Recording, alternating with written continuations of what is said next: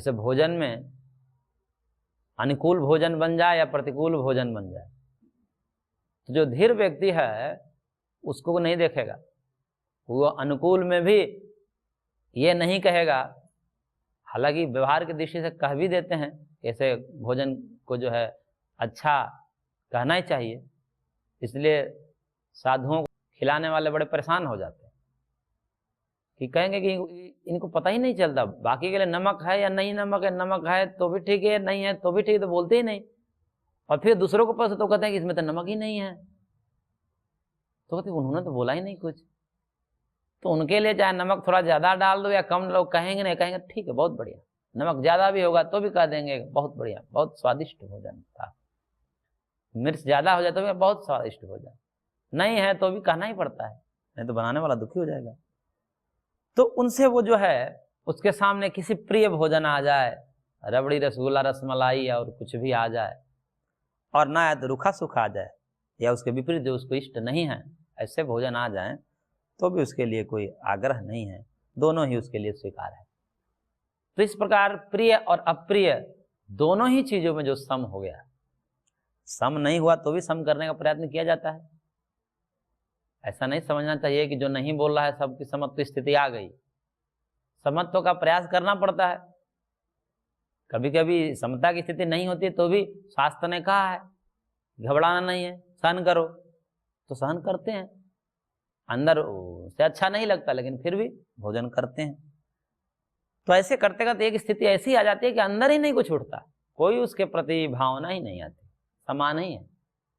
तो समान ऐसा जो हो गया तुल्य प्रिय अप्रिय, प्रिय अप्रिय या प्रिय व्यक्ति उसके सामने आ जाए तो जिस प्रकार से वो खुशी में झूमने लगेगा, ऐसे अप्रिय आ जाए तो सामान्य व्यक्ति दुखी हो जाएगा, कहाँ देख लिया, किसका मुख देख लिया।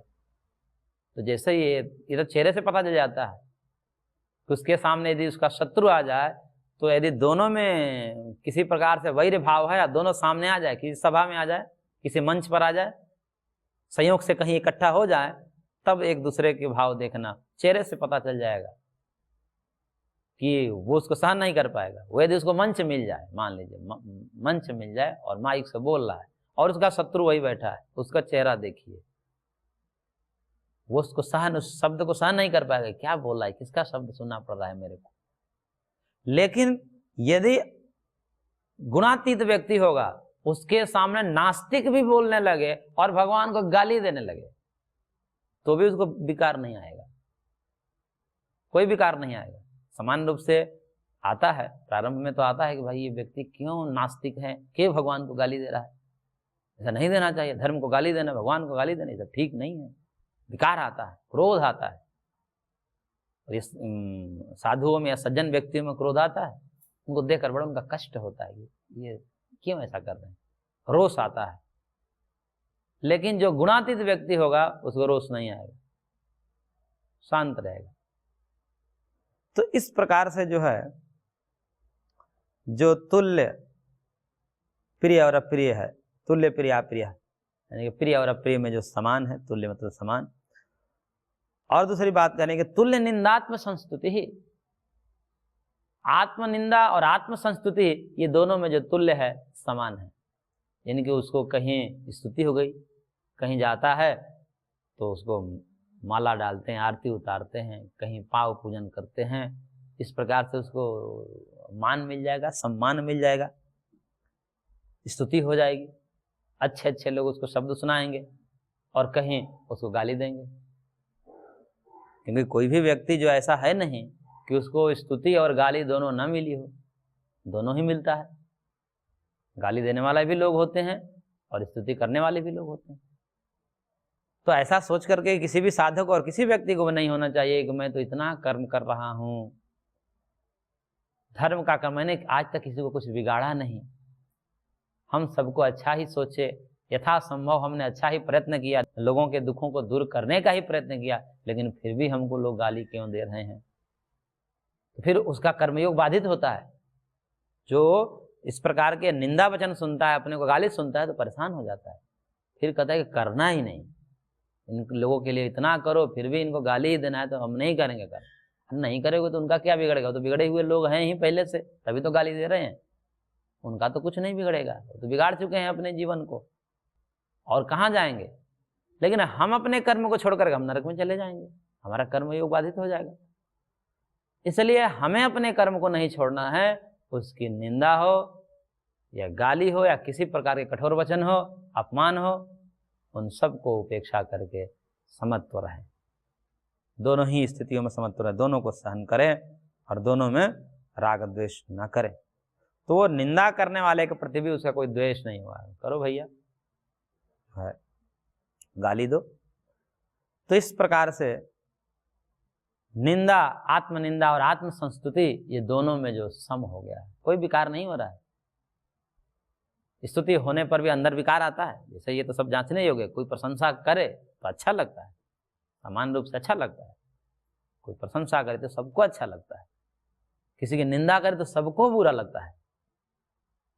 लेकिन जब अंदर ही स्तुति करने पर भी अंदर से भाव ना आवे और निंदा करने पर भी अंदर से कोई हलचल ना हो, तब उस व्यक्ति को समझ जाना चाहिए कि ये गुणातीत है। अब परंतु पता कैसे चले, इसलिए हमने पूर्व में भी कहा कि ये तो स्वसंवेद्य ही है, अपने को ही ठीक से जाना जा सकता है। शास्त्र के ये सब गुणों को अपने में घटा कर देख ले कि मेरे अंदर ये सब हो रहा है, ऐसे ऐसे भाव हैं, यदि नहीं है तो फिर मैं गुणातीत नहीं हूँ। बाकी जो है बाहर से तो नाटक भी किया जा सकता है, तो बाहर से तो धोखा भी हो सकता है, लेकिन अपने आप को तो कोई धोखा नहीं दे सकता। यदि अपने आप को मिथ्या ही गुणातीत कह रहा है तो फिर तो नरक में ही जाएगा, वो किस दूसरे का क्या बिगाड़ेगा, उसका खुद का ही बिगड़ेगा। तो इस प्रकार से जो है आत्मनिंदा और आत्म संस्तुति दोनों में जो सम हो गया है, कोई हर्ष द्वेष विकार नहीं आ रहा है, तब समझना चाहिए कि वह गुणातीत हो गया है। और भी आगे भगवान कह रहे हैं, मानापमान योस्तुल्य तुल्यो मित्रारिपक्षयो सर्वारंभ परित्यागी गुणातीतः स उच्यते। कह रहे हैं कि मान अपमान यो तुल्य, मान और अपमान दोनों में सम है, कोई विकार नहीं हो रहा है, मान में भी और अपमान में भी। मान अपमान में जो सम हो गया है। मित्र अरिपक्षयो हो, मित्र के पक्ष और शत्रु के पक्ष दोनों समान है उसके लिए, किसी के प्रति पक्षपात नहीं है, दोनों के प्रति न्यूट्रल है। तो मित्र का पक्ष हो या अरि यानी कि वैरी शत्रु का पक्ष हो, दोनों ही पक्षों में जो यानी कि दोनों पक्ष की तरफ जो कुछ भी हो रहा है, प्राय ये होता है कि मित्र आगे बढ़ रहा है तो हर्ष होता है, खुशी होती है, प्रसन्नता होती है, और शत्रु आगे बढ़ रहा है तो फिर जलन होती है। तो कि नहीं, दोनों में सम हो गया है, दोनों में हर्ष विकार कुछ नहीं हो रहा है उसको, तब समझना चाहिए कि वो गुणातीत हो गया। और कहे भगवान कि सर्वारंभ परित्यागी, सारे प्रकार के आरंभ यानी कि कर्म का परित्याग कर चुका है। कर्म का परित्याग का तात्पर्य ये पिछले पाठों से चला आ रहा है कि कर्म का परित्याग नहीं हो सकता, अभी तो कर्म में जो निहित स्वार्थ है, ममत्व है, राग है, उसका त्याग कर दिया, मानो वही कर्म का त्याग है। तो स्वरूपतः कर्म का तो त्याग किया ही नहीं जा सकता, क्योंकि बार बार भगवान ने कर्म योग, सांख्य योग आदि अध्यायों में विस्तार से बता चुके हैं। ज्ञान कर्म संन्यास योग में भी इस तत्व का ख्यापन किया गया कि ज्ञान के द्वारा ही मानव कर्म का त्याग कर दिया, यानी कि कर्म का लेश पड़ता है, कर्म का छाप पड़ता है अंतःकरण पे, और वह धर्माधर्म रूप में होता है। कर्म जब करते हैं हम राग पूर्वक, यदि शास्त्रोक्त कर्म करते हैं, वेदोक्त कर्म करते हैं, लेकिन राग पूर्वक कर रहे हैं तो धर्म का संस्कार बनेगा। और द्वेष पूर्वक शास्त्र विरुद्ध कर्म कर रहे हैं, शास्त्र निषिद्ध कर्म करते हैं, तब अधर्म का संस्कार बनता है।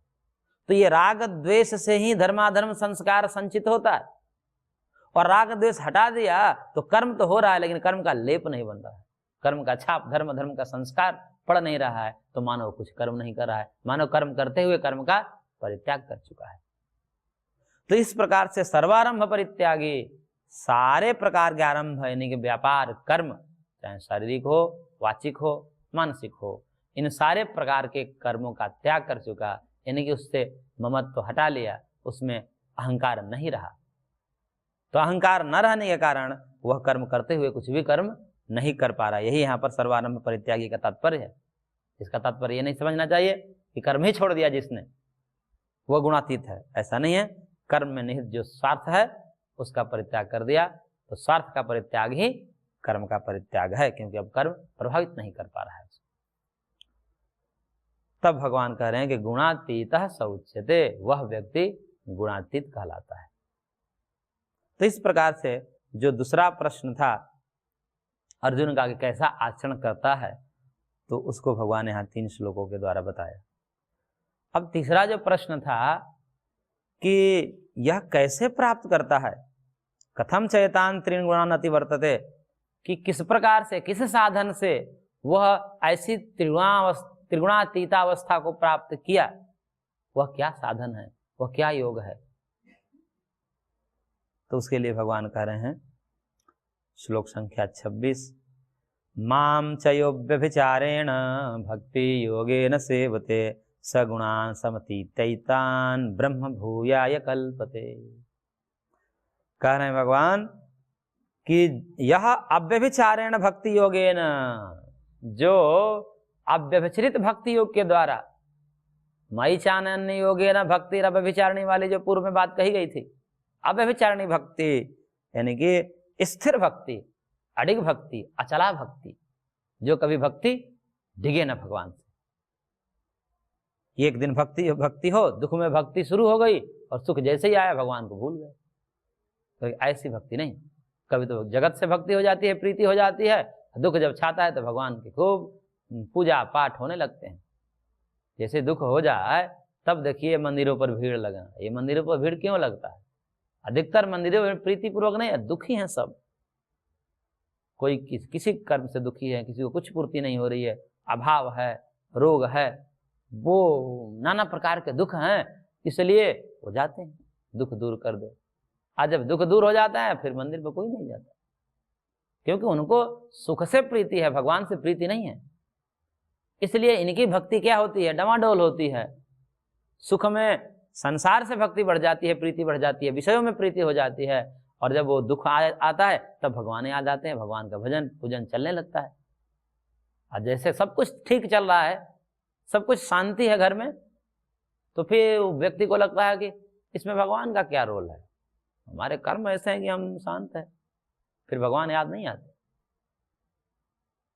तो जितनी दुख में भक्ति हो उससे कई गुना भक्ति यदि सुख में होने लगे तब तो वह हमें भवसागर से पार कर देगा, लेकिन होता नहीं।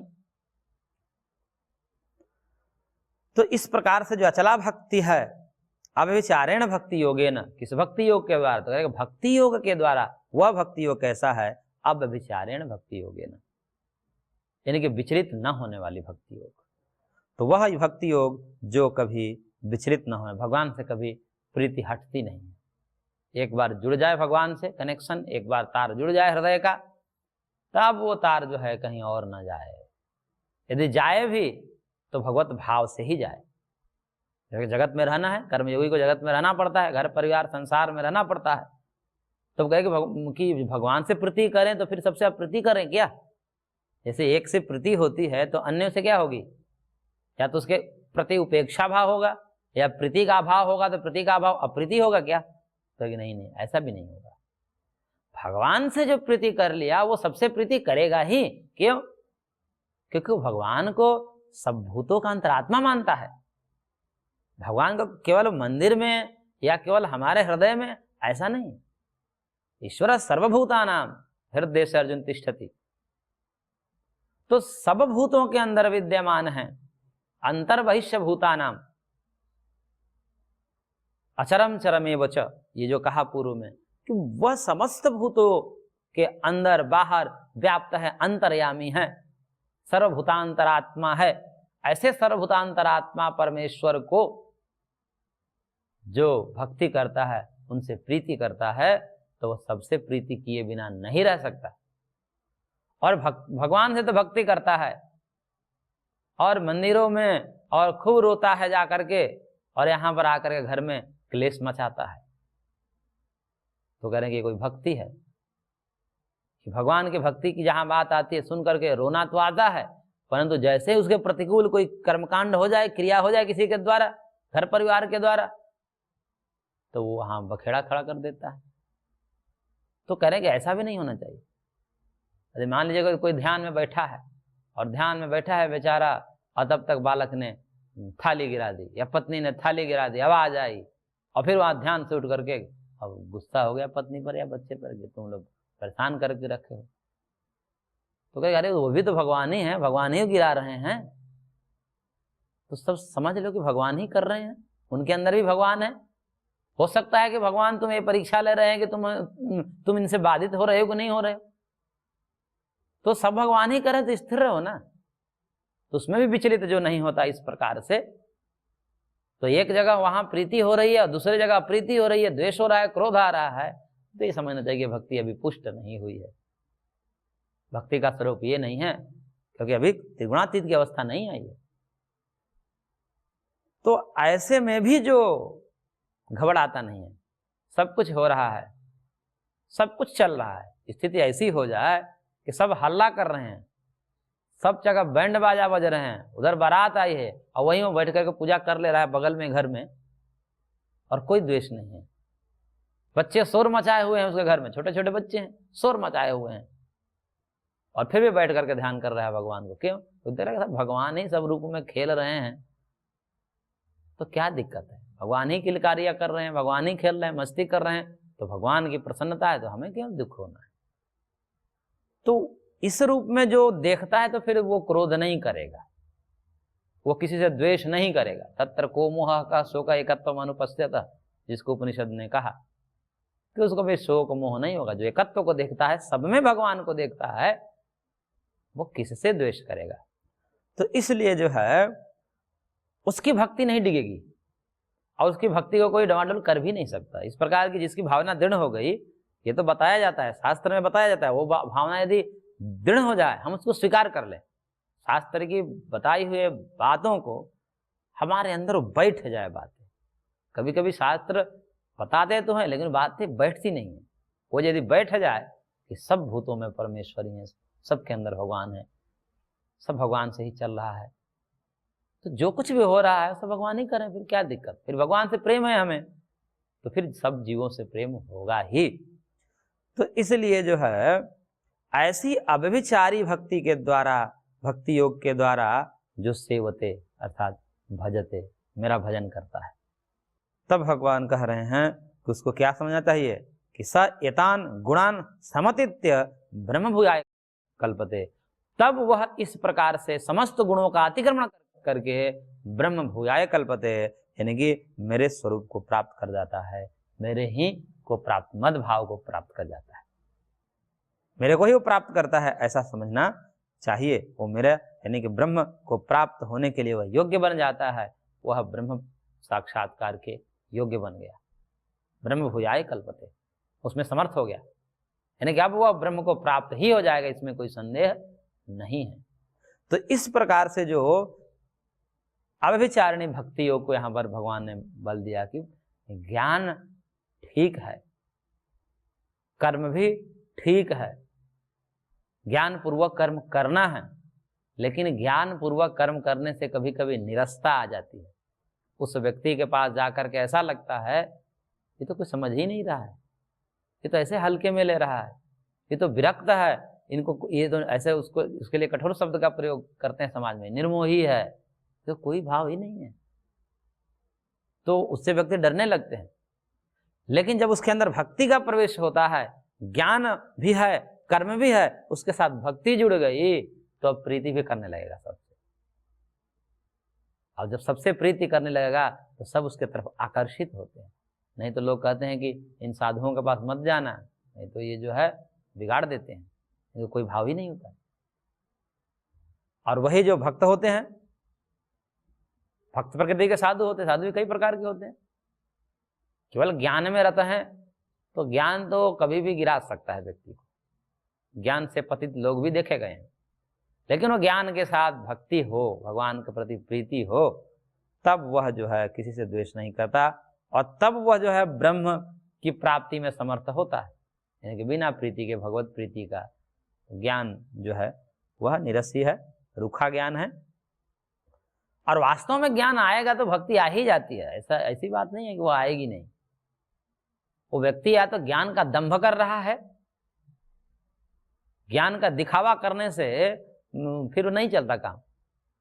ज्ञान के दिखावा फिर अकड़पना आएगा, उसके वाणी से अकड़, मतलब मैं ऐसा है, वो पढ़ लेगा तो पढ़ करके भी उसको ऐसा लगता है कि मैंने जो पढ़ा है ना वही सब ज्ञान का भंडार है, बाकी सब तो मिथ्या पढ़े हैं। जैसे कोई सामान्य व्यक्ति को ज्ञान दे दिया जाए और जिसके अंदर, वो कहते हैं कि ज्ञान को पचाने का सामर्थ्य नहीं होता सब में, ज्ञान का पचाने का सामर्थ्य भी हो जाता है, ज्ञान का वमन हो जाता है। अज्ञान जब वमन करता है व्यक्ति ना तो समाज प्रभावित होता है उससे, समाज में कुप्रभाव पड़ता है, उसका असर पड़ता है। तो वह ज्ञान का पाक क्या है? भगवान में भक्ति नहीं है, भगवान का भजन नहीं है, भगवान के प्रति प्रीति नहीं है, खाली पढ़ रखा है पुस्तकें ज्ञान की। तब वह क्या करता है? उसके अंदर अहंकार आता है, फिर उसको लगता है कि अरे ये तो सब जो है जीव हैं, ये तो नारकीय हैं, मैं हूं, मैं ज्ञान, मेरे पास ज्ञान है। और वो उसको साधु बना दिया जाए, तो साधु बन जाए तो गृहस्थी को तो ऐसे समझता है कि जैसे कि तो नारकीय जीव हैं, ये तो फंसे हुए हैं, ऐसा समझने लगता है। उसको साधु बनाए तो भयंकर हो जाता है। उसको लगता है कि मैं पढ़ा हूं, ये क्या जानते हैं? अरे भैया तुम कुछ नहीं जानते। जब ये पता हो गया तुम्हें कि ये सब क्या जानते, इसका मतलब तुम कुछ नहीं जानते। जब ये पता चल जाए व्यक्ति को कि मैं कुछ नहीं जाना अभी तक, तब समझना चाहिए कि वास्तव में अब जाना कुछ। जब ये भाव आ जाए मैं कुछ नहीं समझ पाया, अभी मैं कुछ नहीं जानता, तब कहते हैं कि हाँ अभी ये कुछ जाना है। और जिस समय कहने लगे कि मैं सब कुछ जान गया, बाकी कोई जानते नहीं, ऐसे ज्ञान की अकड़ में लोग अकड़ के रखते हैं। तो वो अकड़पना ठीक नहीं है, क्योंकि भक्ति से ऋजुता हृदय में आनी चाहिए, कोमलता और माधुर्य होना चाहिए। नहीं तो वो ज्ञान, क्योंकि भगवान परम ज्ञानी हैं, उस ज्ञान को भंग किए करते उनको देर नहीं लगती। बड़े बड़े लोगों का ज्ञान भंग कर दिए। नारद जैसे लोगों को जो है भगवान क्षण भर में ऐसी माया रच दिए कि उनका ज्ञान खंडित हो गया। तो क्या हो गया? फिर रोने लगे। तो देखिए ज्ञान नहीं, यदि ज्ञान के साथ भक्ति है तो फिर भगवान उसको, क्योंकि उसको कभी भगवान गिराएंगे नहीं, अपने भक्त को कभी भगवान गिराते नहीं, क्योंकि प्रीति है ना, जो जिससे जो प्रेम करता है उसको गिराने को नहीं सोचता। तो भगवान भी उसको गिराने का नहीं सोचते, गिरने नहीं देते भगवान, उसको उठा लेते। तो इसलिए भक्ति योग्य ने कहा, इसलिए पूरे गीता का सार हमने कई बार इसका प्रतिपादन किया, प्रारंभ में भी प्रतिपादन किया, बीच बीच में भी हमने कहा कि गीता में कर्मयोग का प्रतिपादन है। और कर्मयोग का तात्पर्य केवल कर्म करना मात्र नहीं है कि हमें अपने कर्म को करना है। अरे अपने कर्म कौन नहीं करता? सब करते हैं। ये दुनिया कर्म से ही तो चल रही है, सब कर्म कर रहे हैं। लेकिन यही कर्म योग हो गया क्या? एक सामान्य व्यक्ति कहता है महाराज हम भी कर्म योग में लगे हैं। मैं कहते हैं ठीक है भैया कर्म योग, पर कर्म योग शब्द में योग शब्द जो लगा है उसको क्या समझ लिया? कर्म योग कह देना, कर्म को कर्म योग कह देना सरल है, परंतु उस प्रकार से हम कर रहे हैं क्या? तो वो कर्म योग क्या है? तो ज्ञान मूलक भक्ति युक्त कर्म जो हो उसी को कर्म योग कहते हैं। मूल में ज्ञान हो, पता होना चाहिए कैसे करना है कैसे नहीं करना है, और भक्ति हो, प्रीति हो सब जीवों से, तो वह कर्मयोग कहलाता है। और इस प्रकार के कर्मयोग से जो युक्त होता है तो भगवान कहते हैं ब्रह्म भूयाय कल्पते, और गुणों को अतिक्रमण कर जाता है। वो तब गुणों का अतिक्रमण करके ब्रह्म भाव को, आत्म भाव को, अपने स्वरूप को प्राप्त करता है, जहां पर आगे भगवान कहेंगे 15वें अध्याय में, जहां पर जाने के बाद कोई दुख नहीं है। जिस स्थिति में पहुंचने के बाद यस्मिन् गत्वा न निवर्तन्ते तद्धाम परमं मम, उस स्थिति को प्राप्त करने के बाद फिर वो आवर्तन नहीं होता है, दुखों से जुड़ना नहीं होता है, दुखों से पार चला जाता है। और फिर अंतिम श्लोक भगवान कह रहे हैं कि ब्रह्मणो हि प्रतिष्ठाहम् अमृतस्याव्ययस्य च शाश्वतस्य च धर्मस्य सुखस्य एकांतिकस्य च। तो कह रहे हैं भगवान कि इस अव्ययस्य ब्रह्मणः च अमृतस्य शाश्वतस्य धर्मस्य एकांतिकस्य सुखस्य च प्रतिष्ठाहम्। करेंगे ये जो अव्यय ब्रह्म है, हालांकि यहाँ पर अभेद में भेद दिखा दिए हैं, अभेद में भेदोपचार भी कभी कभी कर दिया जाता है। तो अपने को कह रहे हैं कि मैं जो हूँ क्या हूँ? इस ब्रह्म का, किस ब्रह्म का, वो ब्रह्म कैसा है, इसमें ब्रह्म की प्रतिष्ठा हूँ, मैंने प्रतिष्ठा का मतलब मैं आश्रय हूँ, ब्रह्मणो ही प्रतिष्ठा हम, इस ब्रह्म की प्रतिष्ठा हूँ। कैसा ब्रह्म, तो उसका विशेषण दे रहे हैं अमृतस्य, अमृत ब्रह्म, यानी कि जो मरता नहीं, अमृत है, अविनाशी है, जो अव्यस्य, अविकारी है, जिसमें कोई व्यय नहीं होता, जिसमें विकार नहीं होता, ऐसे अविकारी उस ब्रह्म का, और शाश्वतस्य, वो शाश्वत ब्रह्म, यानी कि शाश्वत है, नित्य है, चिरंतन है, पुरातन है। और धर्मस्य, कैसे धर्मस्य, वो धर्म स्वरूप है, कैसे धर्म स्वरूप, तो योगज धर्म प्राप्यस्य, योगज धर्म प्राप्यस्य धर्मस्य, कैसा धर्म है वो, तो जो योग धर्म से, यानी कि कर्म योग रूपी धर्म से जो प्राप्य है, ऐसे धर्म को, तो ब्रह्म का ही विशेषण है। और ऐकांतिकस्य सुखस्य, और ऐकांतिक सुख, यानी कि जहां पर वह सुख कभी डिगे ना, हटे ना, मिटे ना, ऐसे स्थिर अखंड सुख की प्रतिष्ठा में, ऐसे ब्रह्म की प्रतिष्ठा, यानी कि भगवान स्वयं ब्रह्म है और ब्रह्म ब्रह्म की प्रतिष्ठा कराकर कह रहा है, यानी कि कभी कभी अभेद में भी भेद उपचार कर दिया जाता है। जैसे नीचे यहाँ पर फुटनोट में लिखा है कि कभी कभी कह दिया जाता है पुरुषस्य चैतन्यम, पुरुष का चैतन्य, तो पुरुष का चैतन्य, चैतन्य जो होता है वही पुरुष होता है, पुरुष ही चैतन्य है, चैतन्य ही पुरुष है, लेकिन फिर भी इसमें षष्ठी विभक्ति का प्रयोग कर दिया गया, पुरुषस्य, पुरुष का चैतन्य, तो यहाँ पर समझाने के लिए कर दिया गया है, समझाने के लिए कभी कभी अभेद में भी भेद कर दिया जाता है। ब्रह्म और भगवान एक ही हैं, भगवान साक्षात ब्रह्म है, वो ब्रह्म ब्रह्म की प्रतिष्ठा बता रहा है, ये समझाने के लिए होता है। जैसे गुण और गुणी का अभेद संबंध होता है, गुण और गुणी का अभेद संबंध होता है, जैसे अग्नि और अग्नि की उष्णता, उष्णता ही अग्नि है, अग्नि ही उष्ण है, दोनों में भेद नहीं है, लेकिन फिर भी समझाने के लिए कहा जाता है कि अग्नि की उष्णता, जैसे राम की गाय, षष्ठी व्यक्ति भेद का प्रतिपादक होता है, जहाँ का के की लगता है वहां भेद होता है, राम की गाय, तो राम अलग है, गाय अलग है। ऐसे पुरुषस्य चैतन्य, पुरुष का चैतन्य, तो पुरुष अलग है, चैतन्य अलग है, ऐसा लगता है व्यवहार में, लेकिन है नहीं, ये सब कथन मात्र हैं, समझाना मात्र हैं। जैसे अग्नि की उष्णता, अग्नि ही उष्ण है, उष्ण ही अग्नि है, दोनों एक ही हैं, लेकिन फिर भी समझाने के लिए कहा जाता है। ऐसे यहाँ पर भगवान अहम से तो अपने को कह दिए और ब्रह्म की प्रतिष्ठा बता दिए, यानी कि मैं उस ब्रह्म की प्रतिष्ठा हूँ, यानी कि ब्रह्म आश्रित है, मैं आश्रित हूँ, ये सब समझाने के लिए है। बाकी तो ये स्वयं अभेद है, भगवान और दोनों एक ही हैं। तो इस प्रकार से यहाँ पर यह जो गुणत्रय विभाग योग पूरा होता है। ओम तत्सति श्रीमद्भगवद्गीतासु उपनिषत्सु ब्रह्म विद्यायाम योग शास्त्रे श्री कृष्णार्जुन संवादे गुणत्रय विभाग योगो नाम चतुर्दशोऽध्यायः। हरि ओम तत्सत्, हरि ओम तत्सत्, हरि ओम तत्सत्।